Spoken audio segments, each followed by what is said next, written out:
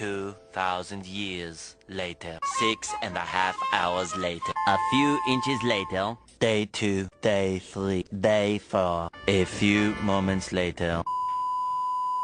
1 eternity later. 3 days later. 12 seconds later. 3:28 a.m.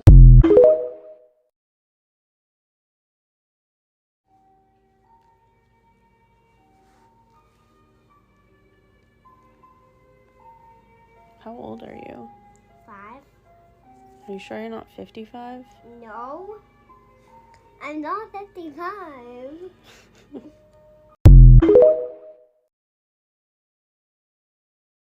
This part of my life is called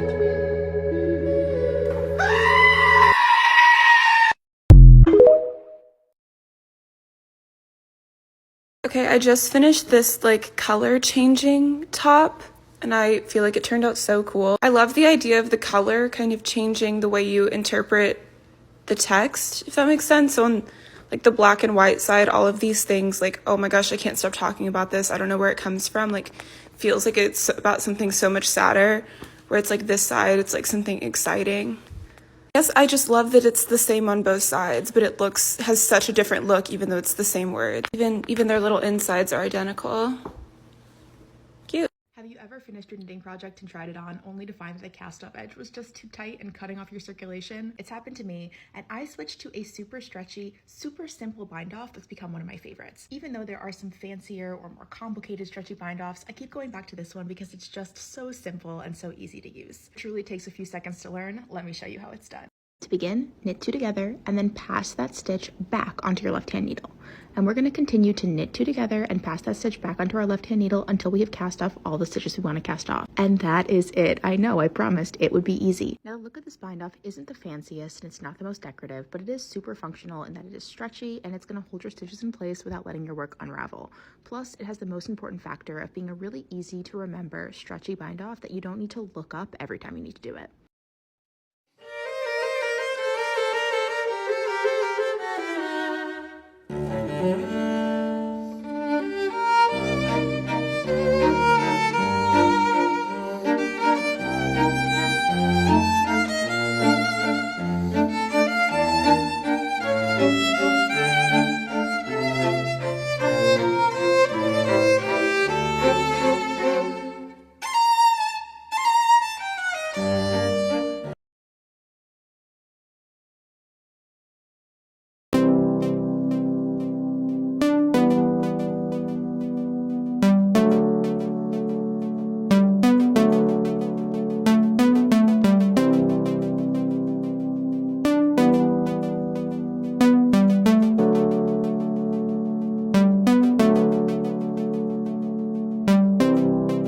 Nobody's gonna know.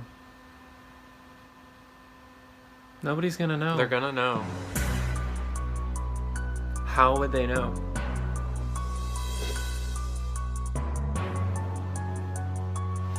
How would they know?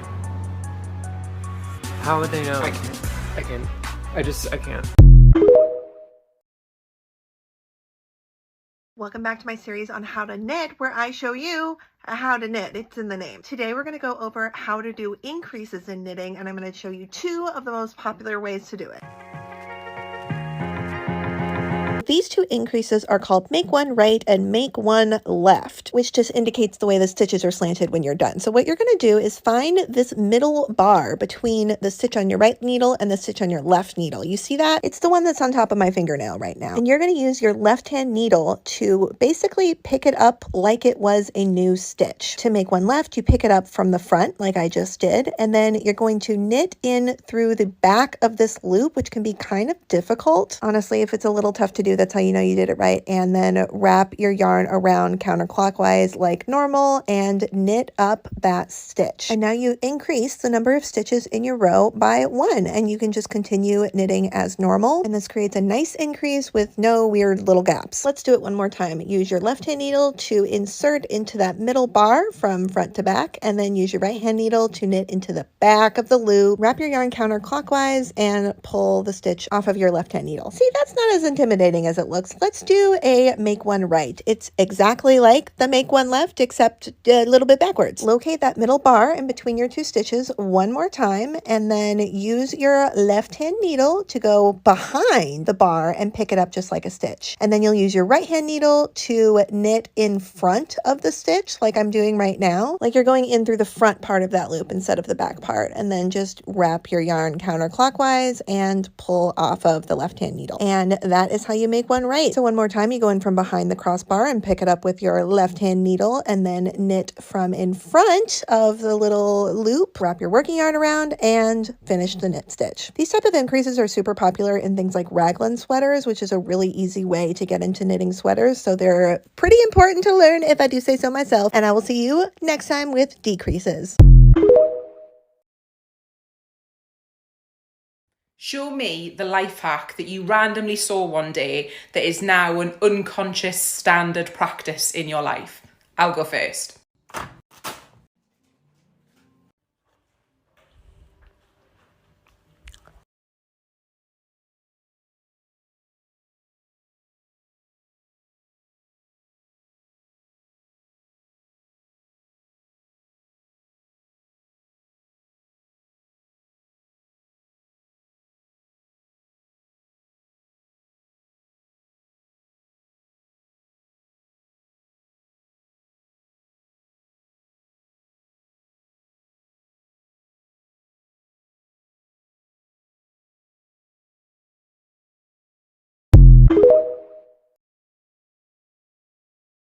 But look at you.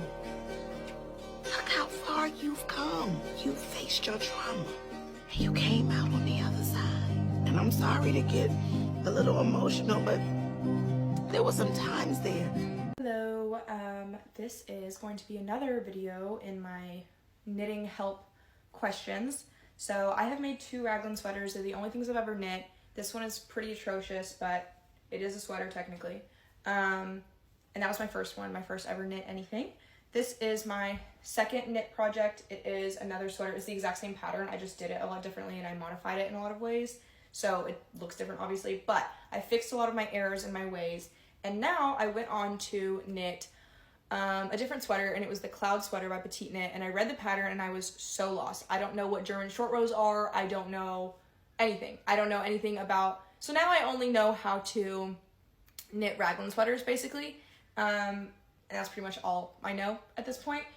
I started to knit a mix between the Cloud Sweater and the Louisiana sweater, and I'm calling it the Louisi Cloud because I bought both the patterns and I am not advanced enough to understand the Cloud Sweater pattern. I don't understand, everything that is written is gibberish to me. I don't understand any of it. I don't know what she means by any of it. I need like a video breakdown of someone breaking down what I'm supposed to be doing, because I bought the pattern, but I don't know what to do. And everyone says her patterns are so simple, but I am the most beginner of all beginners. So yeah, this is the neck so far. You can't really see. This is the neck so far. I'm kind of doing it the same way as all my raglan sweaters. It's looking messy, but I'm loving the yarn and I'm excited to see where it goes from here.